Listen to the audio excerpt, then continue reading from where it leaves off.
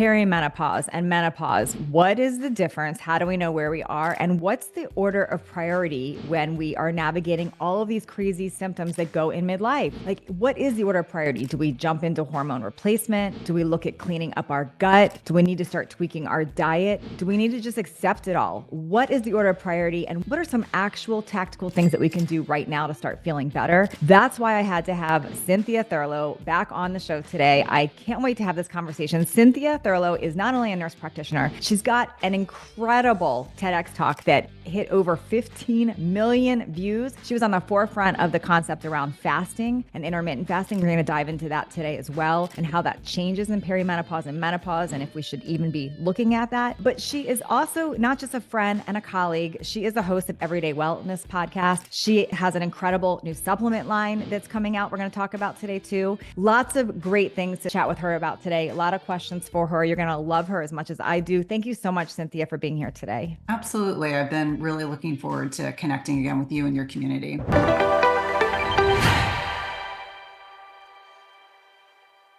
So I want to dive back just a little bit, because when I first learned about you and got to know you, and what a lot of people started to recognize you about was the whole concept of intermittent fasting. And maybe that's in my head, but is that sort of where you started, or is that just something you got really passionate about? Yeah, I mean, I guess if we look at the trajectory of my career, I spent 16 years in clinical cardiology as an NP, and almost 9 years ago, I got really frustrated and tired of just writing prescriptions. So I think many of your listeners probably understand traditional allopathic medicine. We treat symptoms with prescriptions, and I love cardiology. I love everything about the heart. But as I was transitioning into perimenopause myself, this 5 to 10 year period of time prior to menopause, I was starting to struggle with health concerns that I'd never had before. I became weight loss resistant. I was exhausted and tired. I was overtraining. I was underfueling. And so I think I came to intermittent fasting like many women do, out of a desire to change body composition. And the reason why I felt so passionately about it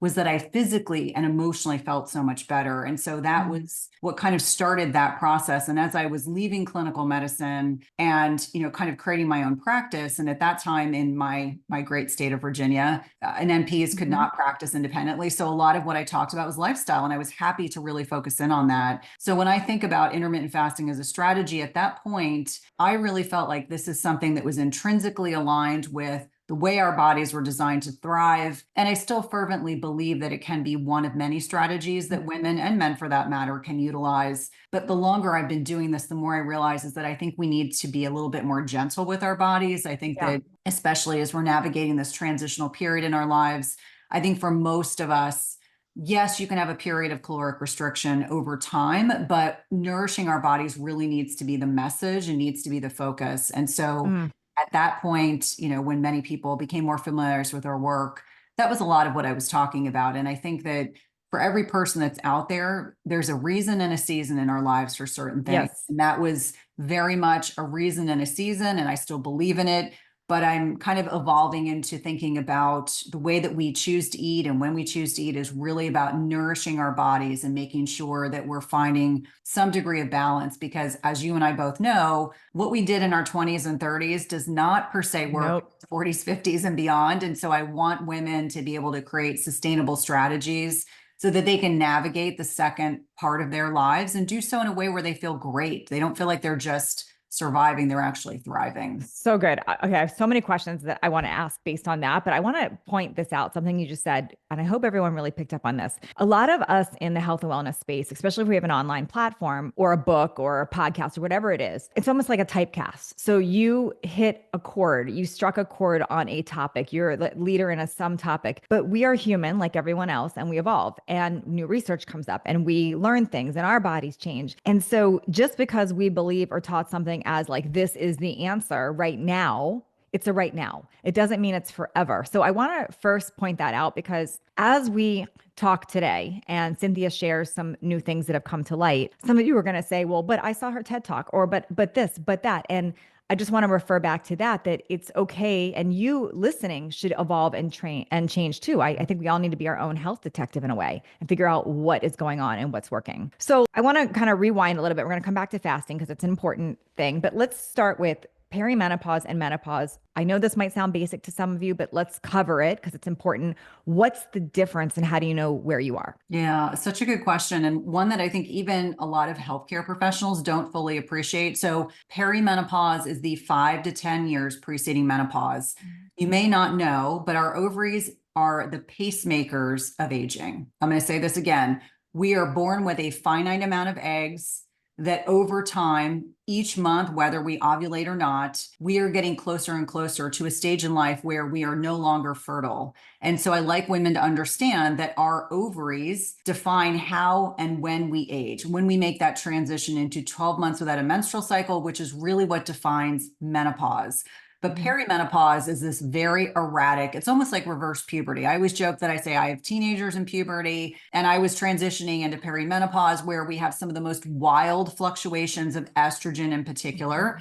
It can be what drives a lot of the symptoms that for many of us can be incredibly unpleasant. But what kind of defines the beginning of perimenopause, which can be late 30s, early 40s? Yes, you can be in perimenopause in your late 30s. I certainly was. Is that our ovaries are starting to produce less and less progesterone. So that does a couple things. It may show up as the week or two before our menstrual cycle. We may be more anxious. We may feel depressed. We may have insomnia. We may have trouble sleeping. We may start dealing with heavier menstrual cycles because estrogen and progesterone are these key sex hormones for women that are designed to kind of have this ebb and flow. It's like a seesaw effect. But as we are nearing that portion in our lives when we are no longer becoming less and less fertile, we may find that weight loss resistance becomes an issue, heavier menstrual cycles, breast tenderness, bloating, digestive concerns, brain fog. I mean, there are documented over 100 plus symptoms that we can experience, but those tend to be the ones that I see and I hear women discuss more often. So 5 to 10 years preceding menopause, it may start off with your cycles may be pretty regular. Then as you get farther into perimenopause, you may start having other symptoms like we call them vasomotor symptoms, hot flashes, night sweats, none of which are fun, but they No, I do had not all have of to be them. permanent. I They did do have not all have of to be them. permanent. And a lot of it has to do with our hypothalamus pituitary ovarian axis. So brain, there's a gland in the brain called the hypothalamus. The pituitary gland is adjacent to that. It's communicating, it's shouting to the ovaries, produce, release these hormones, release these hormones. And so it's almost like your brain is setting off an SOS to your body. And that can drive a lot of these symptoms. For some people, they're very mild. I find for the women that have really capitalized on the lifestyle piece, and I'm sure we'll talk about this in depth, they generally tend to have a less bumpy ride. Women that have prioritized everyone else in their lives, their entire lives. We know these Wow. women, they prioritize everyone other than themselves. Suddenly, stress management becomes important, sleep becomes Sure. important, the right type of nutrition becomes important. And, as we're kind of navigating, some people do benefit from supplementation, targeted supplementation. There are things like Vitex, as an example, that can be very nourishing. Some people really need to start with oral micronized progesterone to help, that week before their menstrual cycle. Other women may get to a point where they need a little bit of estrogen. Some people need a little bit of testosterone. Yep. The point of what I'm making is our perimenopausal journey is as individual as we are. Yeah, So that makes sense. Natalie and I may have had completely different perimenopausal journeys, but that is what is unique to each one of us. There is a genetic component. We know that if your mom went into menopause early, you very likely will as well. We know there's a racial component. We know there are things that will drive ovarian aging, like smoking, alcohol. We know people that have experienced a lot of trauma. And I've been very transparent with my community. If you look at they call them ACE scores. It's really looking at adverse childhood events. You can go online and look at these metrics. It's a very quick survey. People that have had significant adverse childhood events are more likely to go into menopause earlier because their bodies are under chronic stress. So I think that for many individuals, there's a lot of ambiguity. When is this going to happen? And then as you get towards the end of perimenopause, your cycles may be lighter, they may be less frequent. We know when you start going to 3 to 4 months in between cycles, you're getting close to the end of Yes. this aging process of our ovaries. But actually, our ovaries drive the aging process, which I think is so interesting. I don't hear a lot of ovarian senescence is the fancy technical word, but ovarian aging is what we're looking at. And then when we have 12 months without a menstrual cycle, that is when we are considered to be in menopause officially. And this is a time in our lives where we're not dealing with a period every month. Our hormones may be more balanced. So I find a lot of women feel better in menopause because there's Mhm. not this chaotic fluctuation of estrogen as one indicator. Not every woman in menopause per se needs testosterone, but I would say the majority do benefit from Yeah. testosterone therapy. So really looking at it from a 20,000 viewed thing, it's really focused on lifestyle to help women first and foremost, and then optimizing, detoxification, are you pooping every day? It can be that Mhm. basic. Then looking at hormones, because I think that if your body isn't in an optimal state prior to starting hormone replacement therapy, this is when women will say things like, I gained 15 pounds. And no Right. woman in perimenopause or menopause wants to be dealing with weight loss No. resistance beyond where they are. So I think for every woman, it's perimenopause is this chaotic reverse puberty phase. Then we Sure. move on to menopause, where things tend to be a little bit quieter. I will say that for women that tend to be very symptomatic in menopause, and by that I mean copious night sweats, a lot of vasomotor symptoms, just feeling poorly, they also tend to be people that are dealing with insulin resistance. So Right. making sure that that's really worked up really well is also a very important consideration. Gosh, you just shared so much good information. And I want to point out a few things. If you were listening and picked up a few of the things that I picked up that she said, you had mentioned that sometimes people that live a healthier lifestyle in general, maybe no alcohol, not smoking, taking care nutritionally, they might have less symptoms. And if you are listening and you're like, wait, I am that healthy person and I have all the symptoms, I just want you to know I feel you because that was me. So I literally like I do all the healthy things and I still getting as I was getting close to menopause, hot flashes around the clock, like 6, 7 an hour, like constant. Oh my Night gosh. sweats, like beyond night sweats, gaining the weight, getting thick in the middle, the mood changes. But here's what I want to point out. We're going to talk through like some different aspects of solutions here and what works, what doesn't. It's not typically one thing. And I know you all don't want to hear that, but it's not typically just do this one thing. And that's what I think bugs us sometimes about straight allopathic medicine, because not all doctors, but some, you go and you say, this is happening. And they say, here's birth control pill or here's antidepressants. And it's not a one time just fix the symptom. We got to look at what's going on. And I am full transparency, huge fan of HRT. I'm on all three. I have been for quite some time. I'm never going off. You'll have to pry it out of my 98-year-old body at one point. I'm not stopping it. That's my, but I will say that there's an order of priority and looking at my gut health first, looking at the insulin, like blood sugar, all of that tied in first to be able to optimize hormones. So let's kind of rewind a little bit to that. You mentioned kind of there's like an order of priority. Can you talk about that? Like someone's in the throes of all of this stuff. Like where would you even have them start to look? Yeah, I would say first and foremost, sleep is foundational. So if a woman comes to me and she's not sleeping well through the night, that means you are sleeping 7 to 8 hours a night without waking up. I'm going to say that full stop, 7 to 8 hours a night without waking up. And one thing that I just want to dovetail into that, because a lot of women will say to me, I wake up at night at least once or twice to pee. Understanding that as we are losing estrogen systemically throughout our body, we are also losing it in our vaginas. And that can impact that nighttime wakening. We call it nocturia, nighttime wakening. So for a lot of women, something as simple as vaginal estrogen, which is not absorbed systemically. And so for a lot of women, when we're starting with sleep, it's like, okay, let's talk about if you're really getting up and you're limiting your liquids after 6 and you're being conscientious about that, maybe the next step is vaginal estrogen. And for anyone that is listening to this podcast, you can be 90 years old and you can start vaginal estrogen. Like you can be Yeah. a breast cancer thriver and start vaginal estrogen. It is localized to the vagina. It should be sold over the counter, but isn't. It has this black box warning, which to me is criminal. But for Yeah, many, it's many ridiculous. people, when we talk about sleep, if they're saying like, it's really disturbing, I have to urinate a lot at night, Uh-huh. I think about diabetes, but I also think it could be as simple as urethra, your vagina, your vulva. There is so much innervation of estrogen cells. And we know there's particular bacteria, there's lactobacilli that thrive on estrogen. So when we have less circulating estrogen, the bacteria changes and then your bacteria impacts the mucus lining of the vagina. So there's a lot that goes on there. And I'm sure we'll talk more about that. We And a also, side note on the vaginal estrogen, you can use it on your face too. yes, I don't yes, know you if you, can. I Yes, do. you I mean, can. I Yeah. I was doing that, and now I actually have a prescription for my face. But it actually the same stuff it does there, it does for your face.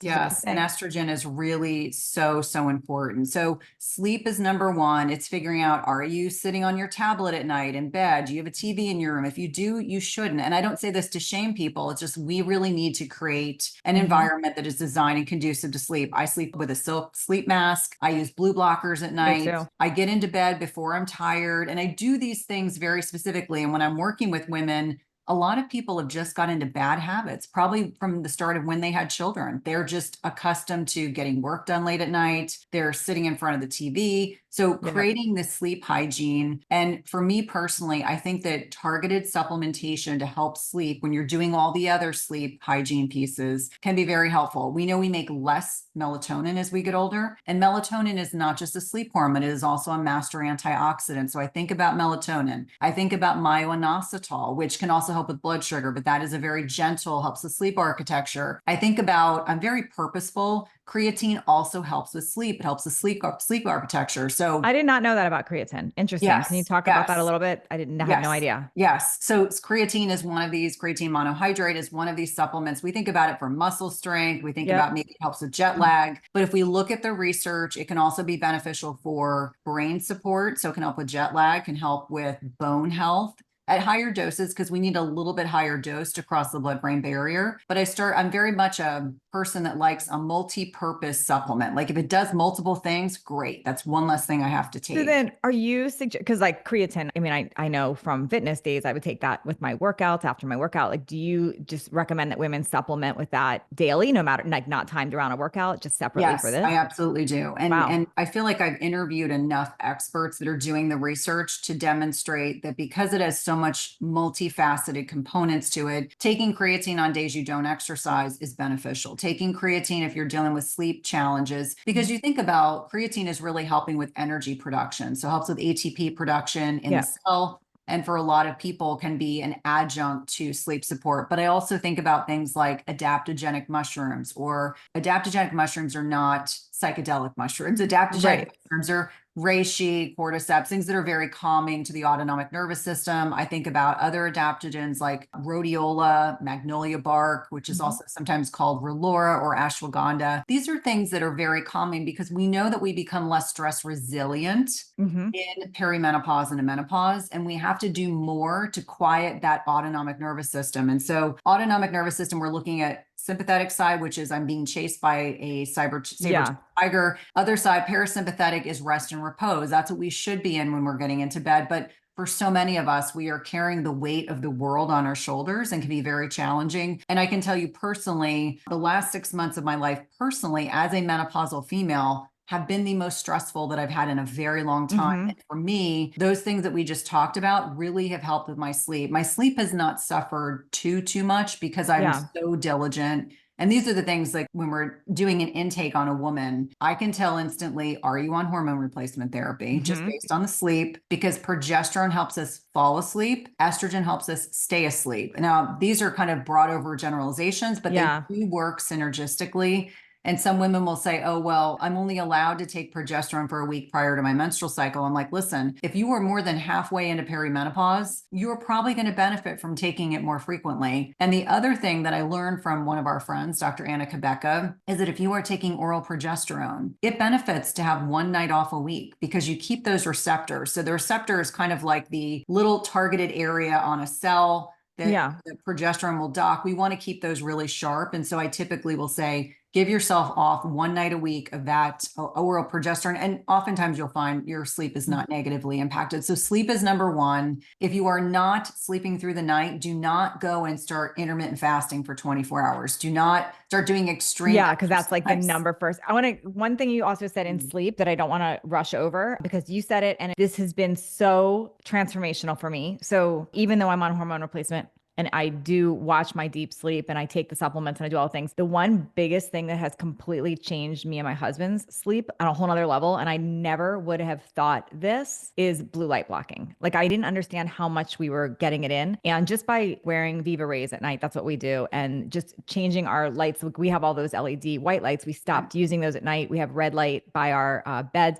Just like those little changes, it's amazing the difference of quality. So I was sleeping, but the quality of sleep has changed change. So you said it too. So blue light, y'all, this is important. Like it's coming from our cell phones, our TVs, our laptops, our LED lights overhead. Like if you think back to the 70s and 80s, had amber lighting and they weren't overhead. It was and we didn't have all the computer screens and the phones. So that is another huge contributor to sleep. Yeah, and helping people understand like what that blue, so during the day it's different, but as we are getting closer to dusk, understanding that we have this balance between two hormones, cortisol and melatonin. Cortisol is what gets us up out of bed, gets us moving. Melatonin gets suppressed the more light we are exposed to in the morning. The reverse starts to happen at night. So you may go to a movie at night. I'm the dork that goes to a movie theater and brings my blue blockers, which embarrasses the family, but No, I'm I'm like, going to do listen, that now. I I'm want going to to be do able, I want to be able to sleep. But what starts to happen is if you have a flood of artificial light in the evening, your body starts suppressing melatonin. Melatonin True. is a sleep hormone, but it is so intricately important. Or if you eat a massive meal right before bed Yep. and you don't sleep well, has a lot to do. We have melatonin receptors, not just in the pineal gland in our brain.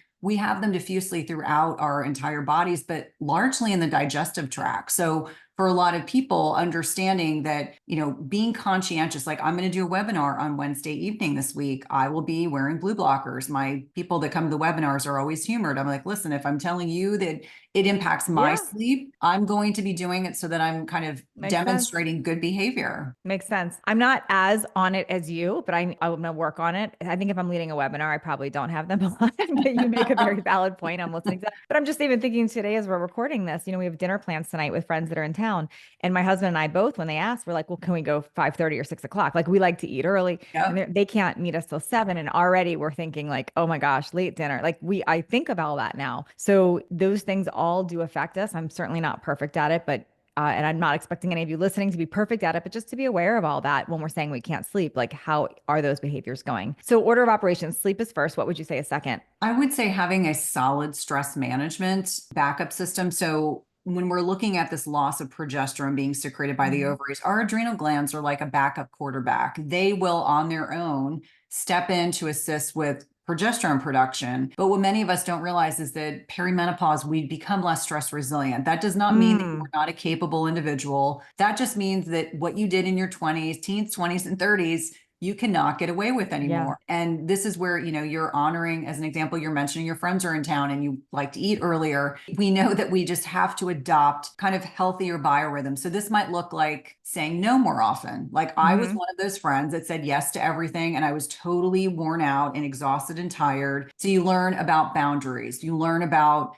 preserving sleep. You learn about proactively managing your stress. And for each one of us, there are people that love meditation. Meditation for me personally requires a lot of effort because I have a hard time quieting my brain. Me So I too. actually bought something called Muse. I have no Hmm. affiliation I with have that them. too. And I need to like start practicing it more. Yes, and my husband, who's an engineer, that's how I got him to meditate. And I said, I think it's a great tool to utilize, but it means connection with nature. During the pandemic, there were a lot of things we couldn't do, but we have a couple dogs, and so we love getting out in the morning, getting Hmm. sunlight on our eyes, on our retinas. Connection to nature, grounding, PMF therapies. There's a lot of things that you can do, just breath work. You don't necessarily Yeah. have to buy a device or do something that's overwhelming, but finding things that you like that calm your autonomic nervous system. Because if you don't, stress is one of these things that if you are not properly managing it, it can erode not just your health, it can impact your susceptibility to disease, impacts immune function, impacts your mental health, impacts the way that your body is perceiving the world. And I think for Yes. anyone, again, like myself, who has a significant trauma history,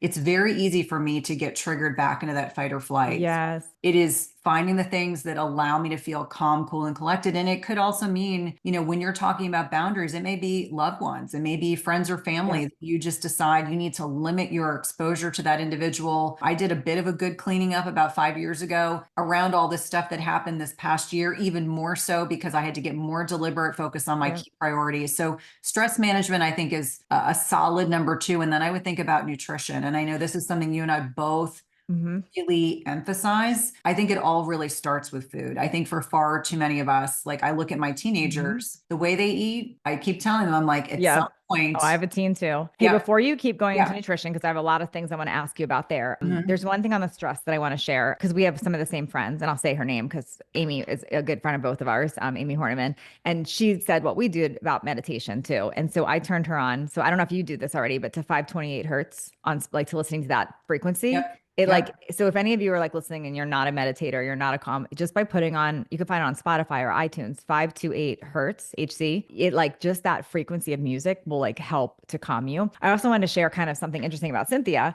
So I've known Cynthia for several years, and we had actually scheduled to record this podcast a while ago. And she had something very heavy happening in her family. It was stressful for her. She was stressed. And what she said to me on a message, which I so respect, and so I want you to hear that she really does practice this. She said, I'm very consumed right now. And even though I have time to do the podcast, I just have to say no right now because I've got to prioritize taking care of things, meaning herself too. So what she just said about boundaries is very accurate. Like I'm sure she did have space on the calendar to do a podcast, and she realized how important what she's saying is. And so I just want to share that what she's saying is very accurate, and we all get to practice doing that a lot more. yeah. I mean, it's interesting because one of my podcast team members was kind of giving me a hard time. She was saying, your inventory is usually very robust. We have, 4 or 5 months worth of inventory. Yes. And because of what happened with my husband, and I did take probably 5 weeks off from Yeah. podcasting because I needed to, it kind of put us in this little like Yeah. podcasting pinch. But as I explained to her again this morning, I was like, I appreciate that, but that was a decision that I made because I Yep. needed to be fully present for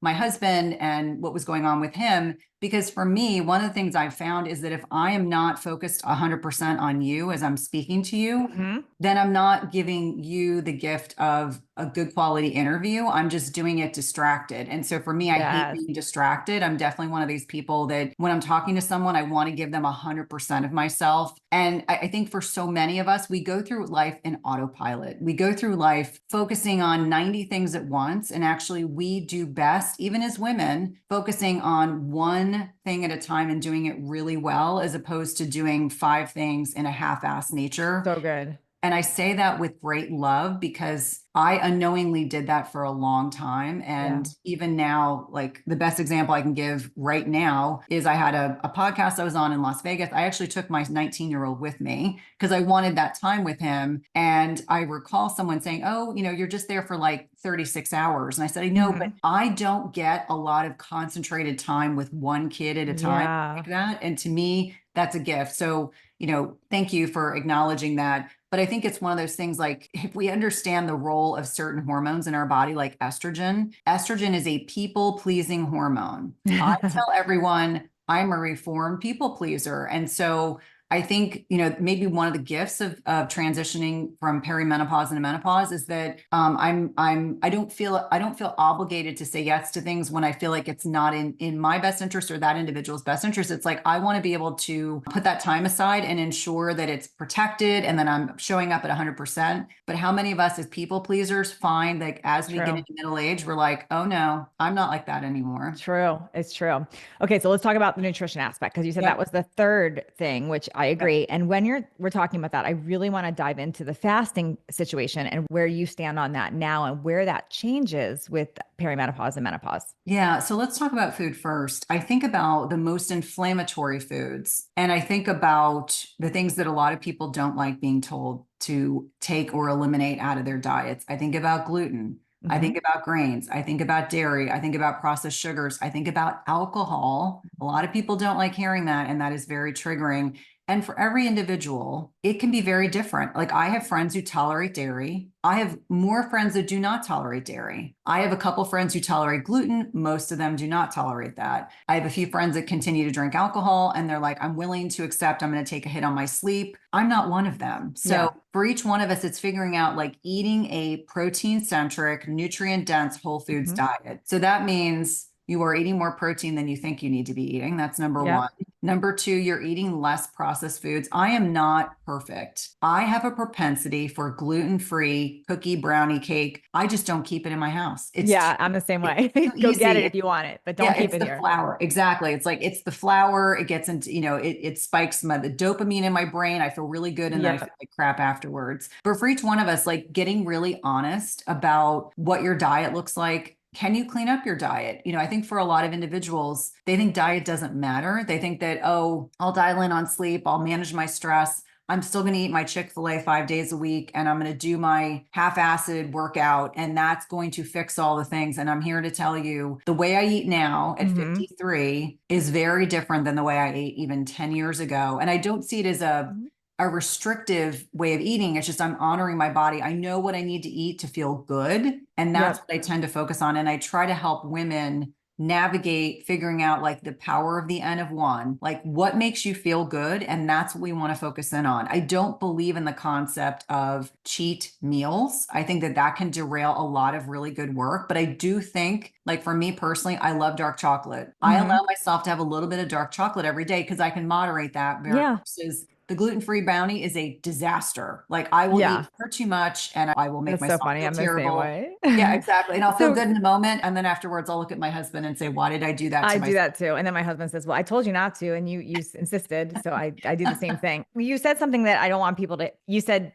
you can't just eat Chick-fil-A and do these things, but I know a lot of you listening, you're not doing Chick-fil-A. Like that's not what you're doing. But Mhm. here's the mistake I do hear with women our age in our age group. They think they're eating healthy and they're adding these other things. So what you just said was so gold. You mentioned the inflammatory gluten, dairy, alcohol, grains, and you didn't say sugar, but I'm assuming you say sugar too. Processed sugar. Yep. Processed sugar. So though all five of those things are inflammatory. So you can be defensive and throw daggers at us all you want about your alcohol and whatever, but it wouldn't be fair for us to not tell you that those are inflammatory. No, I also I don't consider myself a drinker, but I'll say when we were in Italy this summer, we definitely had some glasses of red wine with our dinners. And so it's not a never, never, never. It's just a what are you doing the majority of the time? So if you're listening and every day you're having that wine, just think about that. Is it that's affecting things? So it's Yeah. not a never, ever, ever. It's what you're doing majority of the time. If I'm hearing you correctly, too, that's what you're saying. I think that the concept of moderation, it depends on the individual. So you'll moderate, don't deprivate, but I think that it has to be about like, what can you moderate? I can moderate dark chocolate. I don't moderate that gluten-free brownie. So I True. don't keep it at home. If I'm going to enjoy it, it's going to be in a restaurant and I'm going to share it with my husband and then it's over with. Same thing with alcohol. You said I enjoy a couple glasses of wine when I'm traveling. When you travel, you should enjoy the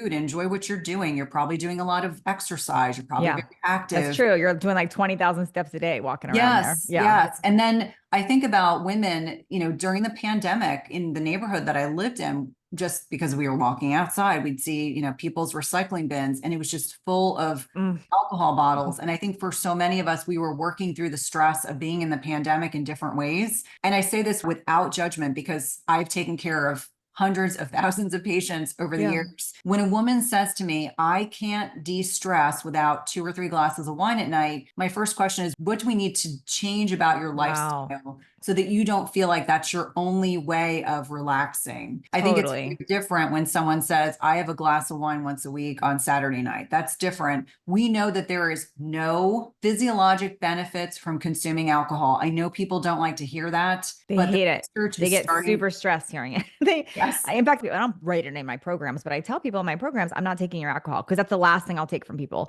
just because I understand how defensive and how hard that is Yes. for people. I get it. Yes. Well, there's actually an acronym of a series of questions that as a healthcare provider, you ask patients to really get a sense of how much they drink. And if a patient told me they drank 5 drinks, they probably drank 10. So whatever Wow. the patient would disclose, it would give me a better sense and kind of viewing that objectively. The other thing about alcohol is that it's one of the few things that the consumption of alcohol, like regular consumption, not the I go on vacation, I have 2 glasses of wine, we know that increases your rate of risk of breast cancer. Yes. It also increases your estrogen levels in your body. So if you're taking hormone replacement therapy, it will increase your estrogen levels in your body. It kind of magnifies because your body prioritizes the metabolism of alcohol over anything else. So if you're sitting down and you're at a bar and you're having like wings and nachos and other things, these kind of high calorie, non-satiating kind of fun foods, Yeah. the alcohol is going to get prioritized first, and then the rest of that will get stored, generally speaking, as fat. So I Wow. like to just help educate people about, alcohol can be a slippery slope.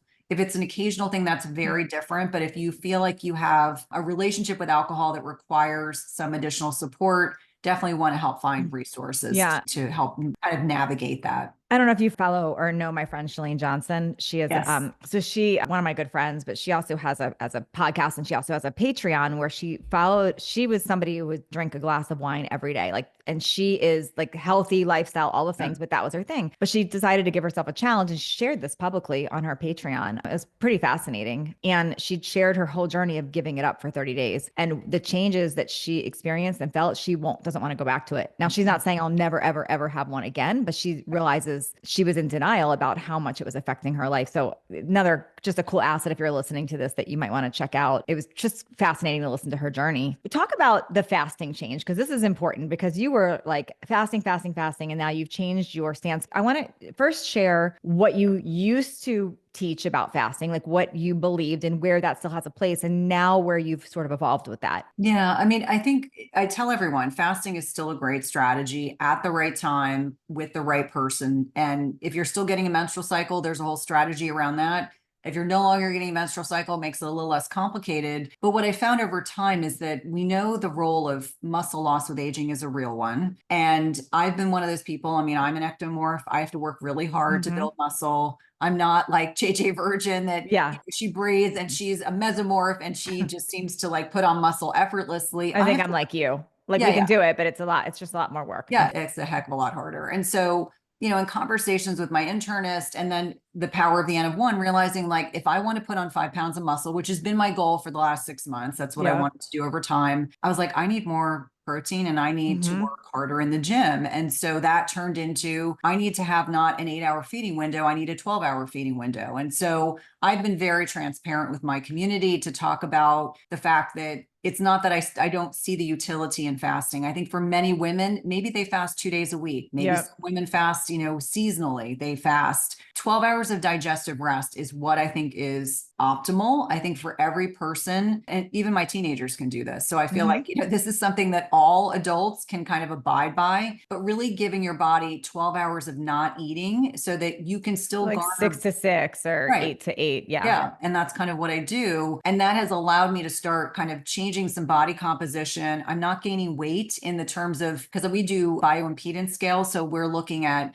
fat-free mass versus muscle mass. Yeah. So I can look at the changes that are starting to happen. I was actually a little bit surprised when I did my first bioimpedance last summer that I had 27% body fat. You would not know that from looking at it, No. but it just goes to tell you this very slippery slope. We start to lose muscle Yeah. readily, even with hormone replacement therapy, even with lifting weights. And so, Mine too. I had my scan and mine said, well, it's going to sound different than yours, but I was even upset about mine said 20% and I was confused. So I'm like 20%, like I just thought I was, but so I saw that same yeah, trend though of that changing. Can we back up a little bit though on the fasting? yeah. Because some people have never heard about fasting at all. So Mhm. I just want to rewind a little bit. When we talk about intermittent fasting, some people put it into 4 hour window or 6 or 8. So what is that? Like, what's the true way? And what were the initial benefits and why did people have benefits from fasting? Let's start with that. Yeah. So number one, intermittent fasting is choosing to eat within a prescribed window of time. So intermittent fasting can be, 16 hours with an 8 hour feeding window. It can be 20 hours fasted with a 4 hour feeding window. It can be, 14 hours fasted with a 6 hour feeding. So it's like, you can look at this as it can be anything that you want it to be. It Mhm. needs to be something that's sustainable. And so I think the kind of classic is 16 hours fasted with an 8 hour feeding window. Okay. So that's like the standard. Okay. And That's then kind why of does this. fasting, why does it work? Is it because of the insulin stuff? Like you're not secreting insulin? Like what's your thought process on why it works right there? Yeah, so I think there's a couple things that go on. So number one, when you're in an unfed state, over time, your body can utilize different types of fuel substrates. So what does that mean? Whether it's stored glycogen, which is stored carbs, whether it is stored fat, which is fatty acids, whether or not you get to a point where you get metabolism of ketones, which can cross the blood-brain barrier. When your insulin levels are low in the body, that's when your body has the ability to switch gears in terms of what type of fuel it uses. The unfortunate thing is most Americans, so we know 92 to 93% of us are not metabolically healthy. Most of us don't ever get to use the benefits of stored fat. And so it's almost like, I always use the example of, if there's anyone listening who likes to top off their gas tank when they get to a 3/4 of a tank, it's the same kind of mentality. It's like you never get the opportunity to use the stored fuel because you keep topping it off, whether it's from overconsumption of food, whether it's from too frequent feeding. We know the average American is somewhere between 10 to 12 feedings a day, whether that's a snack, a sugar sweetened beverage, whether that's an actual meal. Most of us are eating too frequently, eating too much. So number one, when it comes to intermittent fasting, if you are able to get to a point where you can tap into fat stores, you can utilize stored fat, it tends to be much more fuel efficient. So you can go longer in between eating. You have more mental clarity because your body is utilizing a better stored form of fuel. Ketones are things that can diffuse across the blood-brain barrier. A lot of people get improvement in blood pressure, their lipids, blood glucose. So blood glucose and fasting insulin are very important to monitor, especially for women in perimenopause and menopause. Also the lipids piece. We know that we get improvement on digestion. So for a lot of women will say to me, oh my gosh, I only fasted 14 hours and I don't have the bloating. I don't have diarrhea. I'm having less constipation. So it gives our body an opportunity to go in and utilize not just, optimizing digestion. There's something called the migrating motor complex, which is like a janitor in the gut. If we're eating too frequently, we don't actually have the benefits of this migrating motor complex. It's like a street sweeper. It's just moving things forward in the digestive tract. If you're eating more frequently, it doesn't allow that to be optimized. So, and if you think about this, most of midlife women, I mean, at least those of you that are interested in health and have paid attention, we thought in the 80s and 90s, we thought if we didn't eat every 2 hours, we were going to eat our own muscle, remember? So we trained our bodies to constantly be in the state of being fed and a surplus and secreting insulin. So I feel like there's a link there into some of the problems that we've created is by eating that way. As I know when women come into my communities, we have to unwind that. We have to undo that learning. Yeah. And I think for a lot of individuals, and certainly, I mean, I was taught as a nurse practitioner and even as a nurse, eat to stoke your metabolism. I would go to work, I'm not kidding, on days I was in clinic when I knew I could eat regularly, I would have a shake before I went to the gym. I had a shake right after the gym. I'd have it 2 hours. I'd have like, egg whites. I mean, it was just this kind of regimented thought process. Yeah, like pancake. I remember making like egg white pancakes with whey protein. Like what the heck? Like stuffing them in. Yes. Like and I it don't was want my like, body because to I was eat. convinced this is what's going to help me maintain body composition. So number one, it's helping people understand that we can get by, safely 4 to 5 hours in between meals. That's what ideally, that's where we should be going. But we know that when you're not eating as frequently, you're reducing inflammation in the body. How many women in middle age have chronic joint pain? They have chronic indigestion. They don't realize that one of the reasons why they have reflux, if they ruled out, H. pylori and other things, is because they eat too frequently. And so I think for a lot of individuals, it gives them, food freedom. That's the other thing that a lot of people don't talk about is when you're not focused on when your next meal is, you get to go run the errands. You get to go, do these interviews. You get to do all these things without the first thought being, when am I eating? It's a really fine line. And I want to dive into this a little bit because like, I'll speak for myself. I naturally, since I undid like that eating every few hours and I cleared out a lot of inflammation in the last few years. I mean, I had my explant. I did a whole bunch of deep dive work, my gut health, and I naturally now just don't want to eat as much because my gut health is cleaner. I know we're going to talk about that in a minute. And because I got rid of the inflammatory things I had going on, I'm just naturally not that hungry anymore. And so I don't really find myself wanting to eat really more out of an 8 hour window, not deliberately. That's just how that's worked in my life, 6 to 8 hours. But the detriment of that, so yes, that reduces inflammation. Yes, that increases focus. Yes, there's all these benefits. And the detriment is it's a lot harder to maintain and build muscle. So this is a really important fine balancing thing that I want to figure out too, because we do not want to lose muscle as we age, because that's how we end up having bone loss problems. And that's where we start having the sagging and the drooping and we get injured a lot easier. So what have you sort of figured out there and what are you doing? Because are you finding you have to like stuff food in, or how are you doing this? No, I mean, so I think you bring up so many good points. I felt like probably 10 years ago, I noticed a distinctive difference in my appetite. And so I think intermittent fasting for me came about at a time where I was like, oh, I can get by with 1 or 2 meals. not a big deal. So now I'm very conscientious about having a sense of where am I in time and space? Like, did I have two good boluses of protein? If I don't, then I'm like, am I going to have a protein shake, like whey protein shake? Am I going to have some essential amino acids? I'm not a huge fan of that being a habitual thing, but there are certainly days like when I'm traveling, it's Yeah. near impossible in an airport. I mean, I don't care if I Oh, it is. Yeah. something clean. It is so hard. And like, as an example, when I was traveling the other night, I told my husband, I was like, yesterday was all about getting enough macros in because I could tell my Yeah. body was really hungry from not eating at kind of those normal, every 4 to 5 hour intervals. So to your point about, is my appetite changing? Is that impacting my ability? So that's why I really focus in on those two good sized meals with protein Yeah. and some vegetables. That is what seems to work best for me personally. But I also Totally.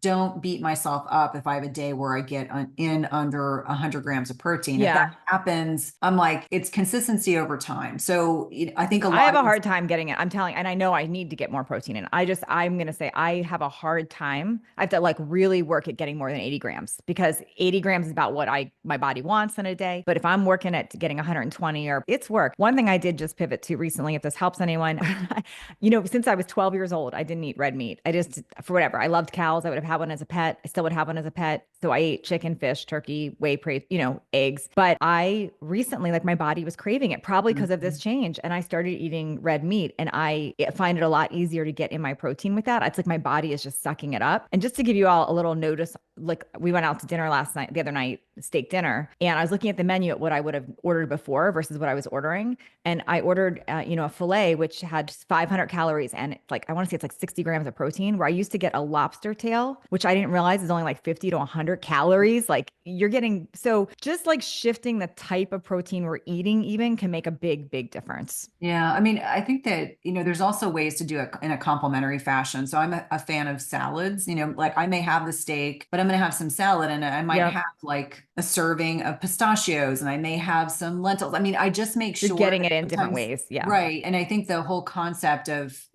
a plant variety is important and kind of looking at brightly pigmented fruits and vegetables. Cause to me, I can be very food monogamous. I could eat steak and like broccoli or steak and asparagus or steak and cauliflower, like Yeah. almost every day. But I think it's important to like, I love bison. Like one thing I figured out Totally. pandemic is that there are some, maybe bison isn't considered to be exotic anymore, but like bison and ostrich, like, if I can find some of these more exotic, sometimes it's helpful to have some degree of variety. And Variety. then Yeah. really thinking as an omnivore, like, yes, the protein's important, but also making sure that you're getting some plant fiber, Yes. other things, this, we call the phytonutrients. So brightly pigmented Yes.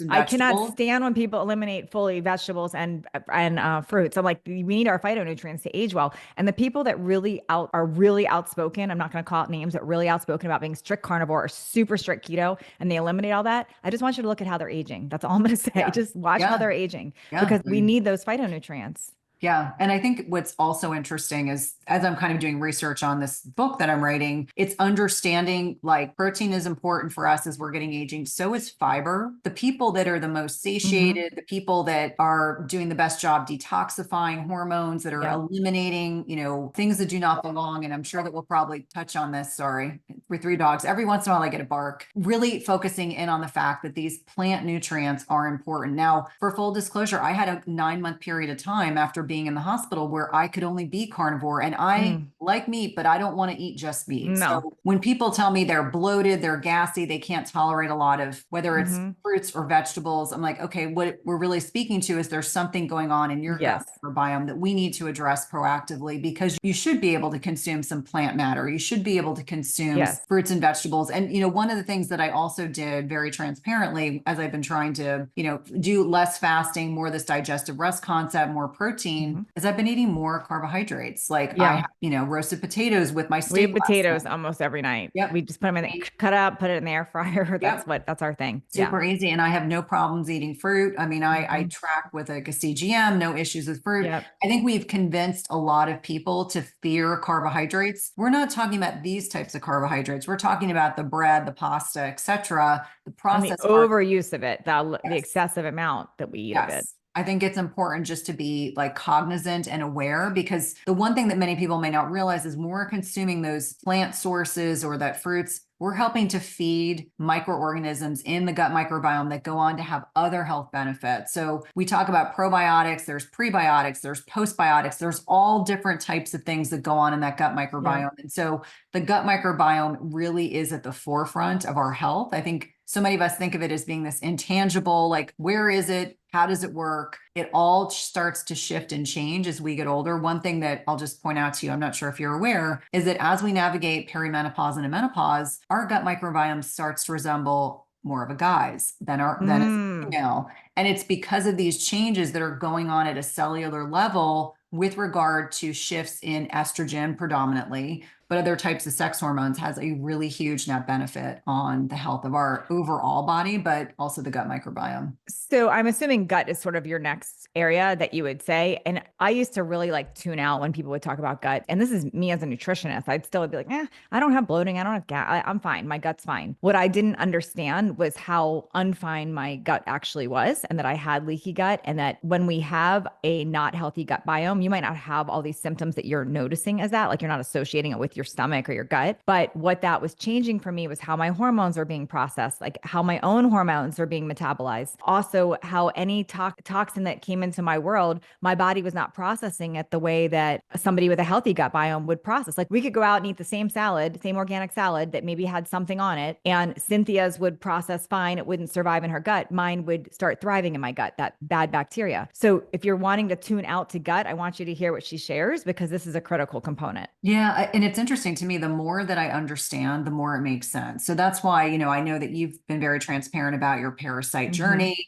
I've been very transparent about how all the travels I do. I picked up a particular bug that made me quite sick back in 2018 into 2019. And it had a lot to do with like where I was at the time of my life. Like if I had been 35, probably wouldn't have been impacted. But because I was in my 40s, my immune system was starting to change again, vis-a-vis this gut microbiome. All the communication just makes you more susceptible to opportunistic infections. So whether it's a parasite, whether it's H. pylori, whether it's dysbiosis, ruptured breast implant, like I had, what that was doing. Yeah, absolutely. And so it can kind of magnify our body's reaction. And I think especially for someone as healthy as you are, it probably has been super humbling to kind of navigate these changes and say, oh my gosh, retrospectively, I didn't realize what I didn't know until I can look back now and reflect on how I felt. Cynthia, I've redone like literally all my programs. I stopped selling. I like went back to the drawing board and I redid everything, because I have such a different perspective now, because 3 years ago wouldn't have understood any of this. I understood it, but I didn't think it was part of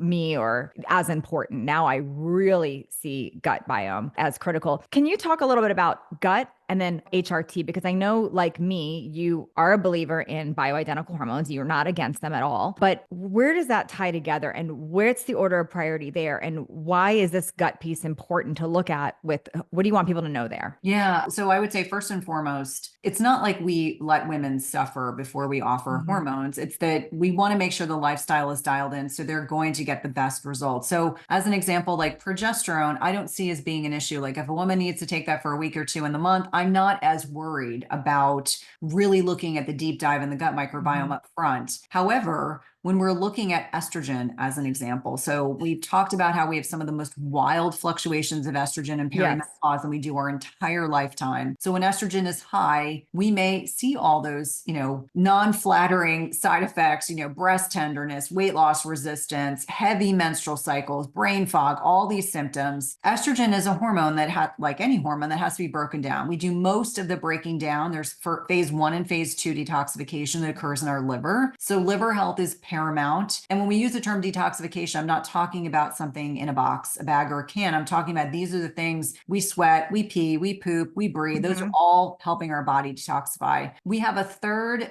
level or phase of detoxification that occurs in the gut. So if our gut is not healthy, meaning if we are recirculating our estrogen that's designed to be broken down, so phase 1 takes compounds, hormones, breaks them down into water-soluble compounds for phase 2. Phase 2 is looking to push things along to phase 3 to break them down further and then eliminate them in our poop, right? So that's That's how things should work. But there are specific enzymes like beta glucuronidase, which is a specific enzyme that's designed to help kind of go in and break down estrogens. Mine was a mess in my gut, that one Yes. thing. Yeah. Yeah, if it's really high, if we do diagnostic testing and it's very high, it can be a sign that we're recirculating these estrogens, and that can further exacerbate these symptoms we're experiencing in perimenopause. So first thing is, what's going on in the gut microbiome? Are we detoxifying? If you're a woman that is constipated, remember I said sleep is super important. So is pooping every day. And Yes, actually, every I would day. argue if you are not going at least twice a day, my question is why?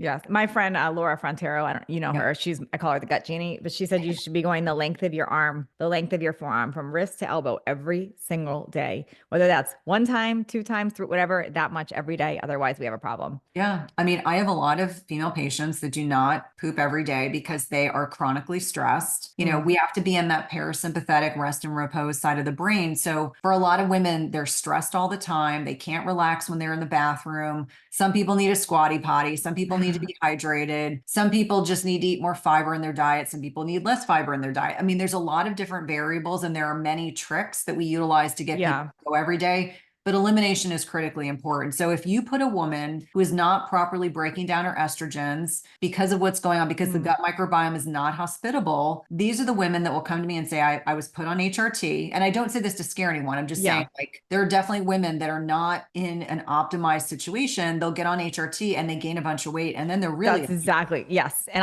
I'm laughing because this morning, I'm not laughing, but I had an Instagram message that I happened to see. I don't see all my Instagram messages, everyone, so don't start messaging all the things on Instagram. But I happened to see this one, and she said, I, listen to your podcast regularly. I went to the doctor. I'm on HRT and I can't stop gaining weight. Help. And I'm thinking, first of all, I'm not her doctor, but that was the first thing I thought of, is like two things. One, you're probably on the wrong dose. And two, they didn't look at your gut health first. But I obviously said, go back to your doctor. But that's literally what came up for me. Yeah. And so, like, looking at the gut microbiome, we can look at it from the perspective of looking at stool studies. And, there's Genova, there's GI Map, there's a lot of different companies that do a really beautiful job. And they're looking at what's the content of the stool. Do you produce enough digestive enzymes? Are you unable to break down your fat?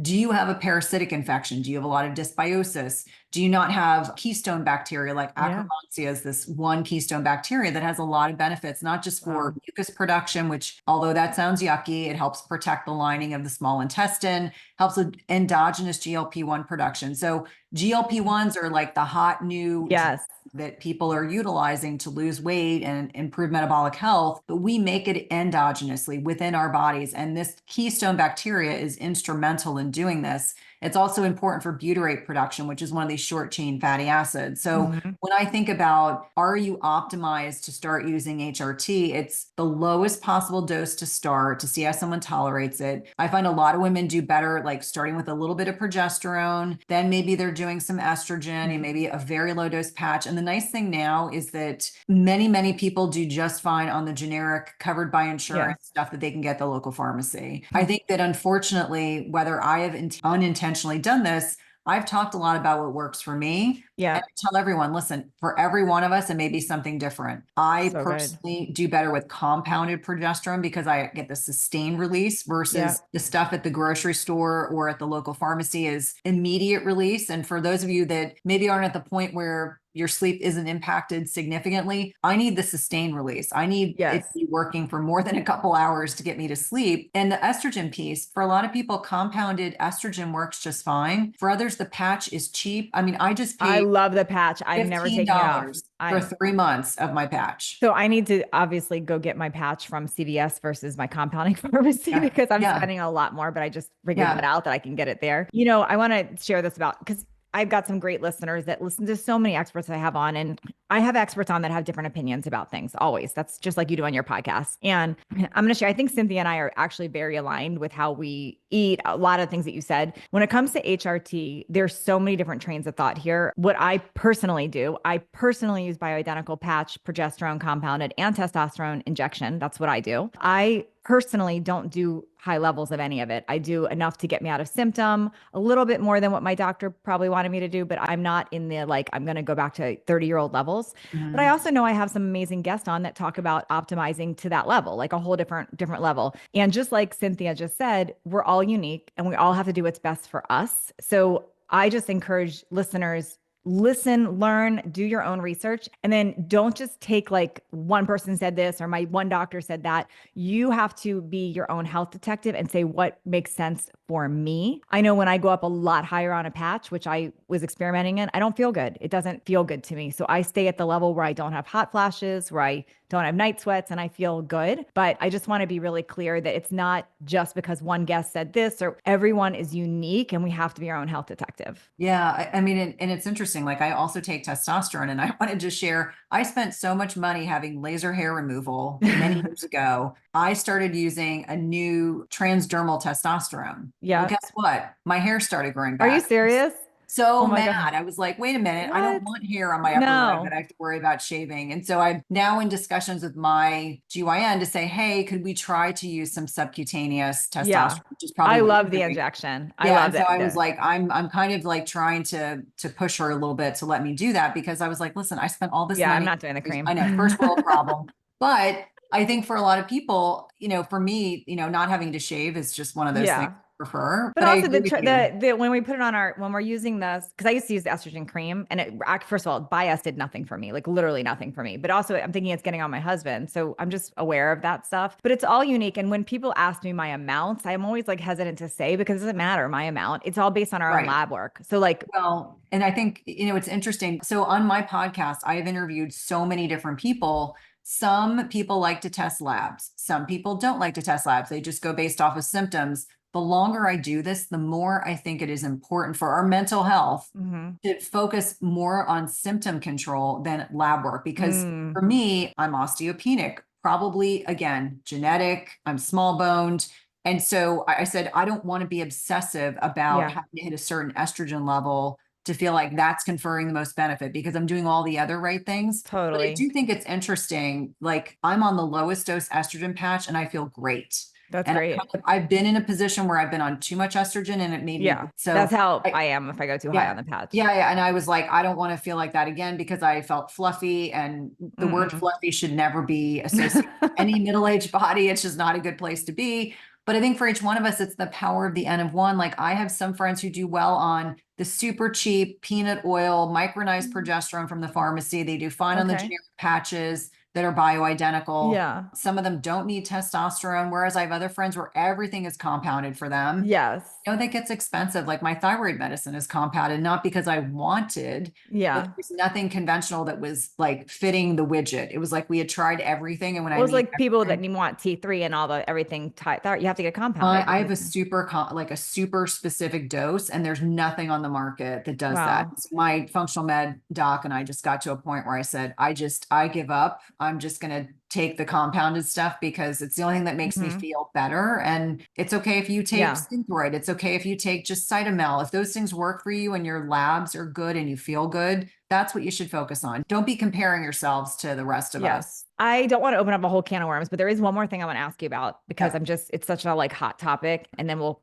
kind of wind down the conversation, but I have to ask you your opinion on GLPs and microdosing or that. Like what's just your opinion on all of that? Yeah, it's funny. The more I've learned about GLP-1s, the more open-minded I am. Mhm. And the reason being, I think that they are life-changing for many people. Me too. GLP-1s do not just act on specific sites within our digestive system, they act on the brain, especially the second generation, the tirzepatide Hmm. drugs. For a lot of people, they need to quiet the noise in their Hmm. brain. They need to get out of that. They're craving food constantly. There's a lot of research that is certainly compelling me to look at it from a place of interest, objectivity. I know that we have friends within the health and wellness Yeah. industry that are taking microdoses, so teeny tiny doses. Like almost everyone I know, to be real. Yes.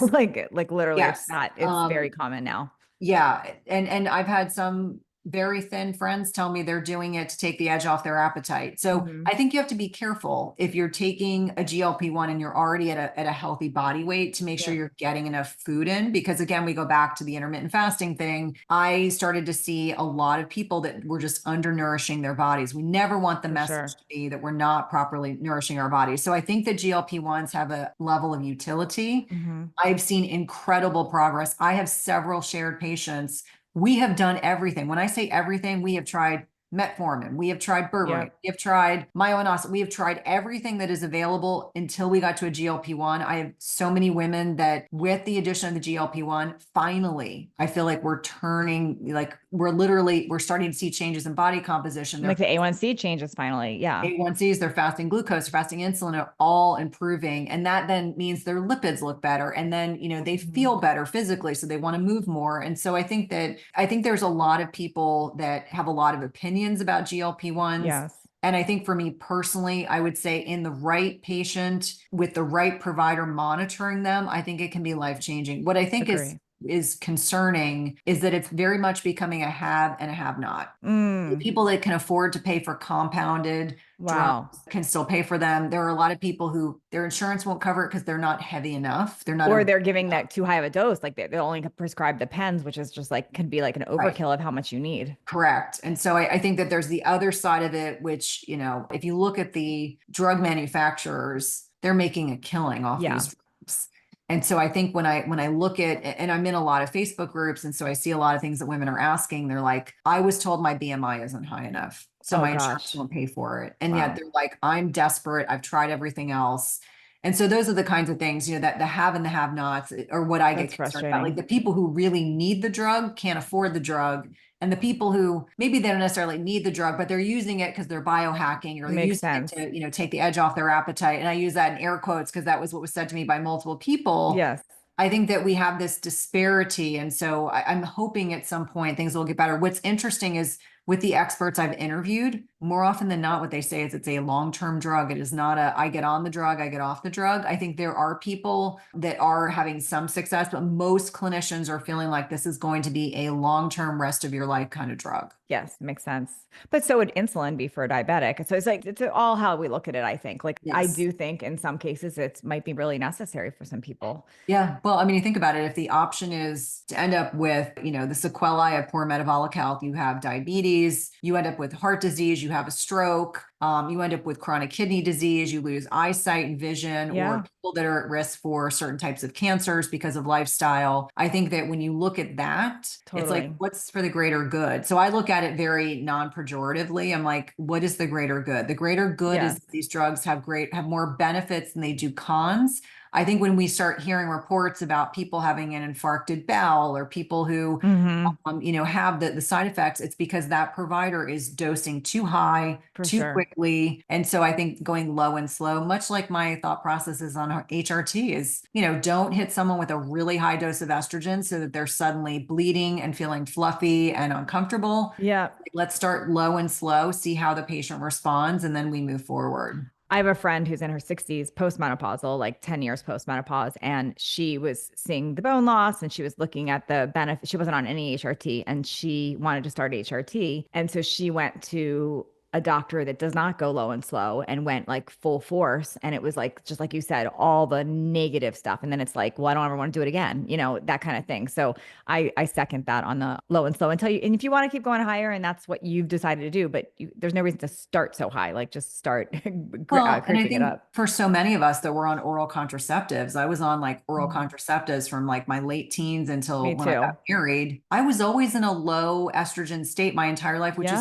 probably what's impacted my bones. And I tell everyone, like, I was never one of those people that had wide fluctuations of estrogen until I went off the pill in perimenopause. And I remember saying, like, if I had been like this in my, younger adult years, I would have been miserable because I do better not having these crazy wild high doses or endogenous production of estrogen. So I think we used to take one called low estrogen. That's the one I was on for years. Yes. I was on the one, like it's the, one of the lowest level ones that was out there. And I felt good on it until I stopped taking it. And then I was like, oh, I don't actually have PMS if I'm not on the pill. Right. I didn't know that. So wild. Cynthia, so much good information. You tell us a little bit about your supplement line because you seem to fully get it. So I know people are going to want to learn more about that.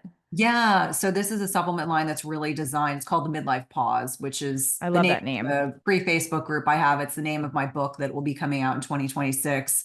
And so it's the flagship product is a creatine monohydrate, which I created that product a few years ago, but this one is better because it's got nootropic agents. So things for the brain like alpha GPC, it's got some taurine, has some B vitamins. And based on a lot of feedback, we have individualized packets. So I'm really excited about that. But we also have things that I think are really important. We have vitamin D, we have collagen, which I tell everyone it's great for hair, skin, and nails. We have adaptogenic mushrooms. So remember, Okay. I was talking earlier about the benefits of mushrooms Yep. for not just for stress, but immune function, gut health. And then lastly, the last product that we started with was a prebiotic. So for a lot of people who can't get the vegetables in or they feel like they're really struggling to get those in, it's something that you can take as a supplement. I always say like start low and slow, Yep. but a prebiotic fiber capsule. And so Where that's, can people find all of this or when can they yeah, find? if Yeah. you go to the Midlife Pause, it's up and it's running, and we're super excited about it. We've gotten some great feedback already. And Great. I think the biggest thing is this supplement line is designed to support women in our age, and it's all research based. Like we have spent a lot of time and effort creating blogs. So we have blogs that are coming out each week that are really talking about like what's the research behind this? What are the things like, as an Yeah. example,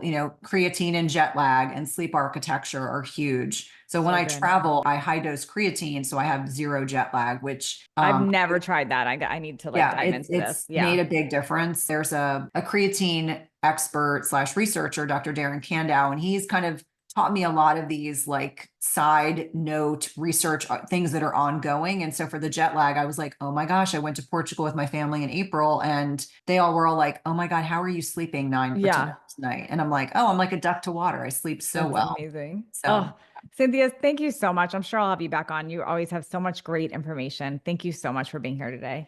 thanks for having me.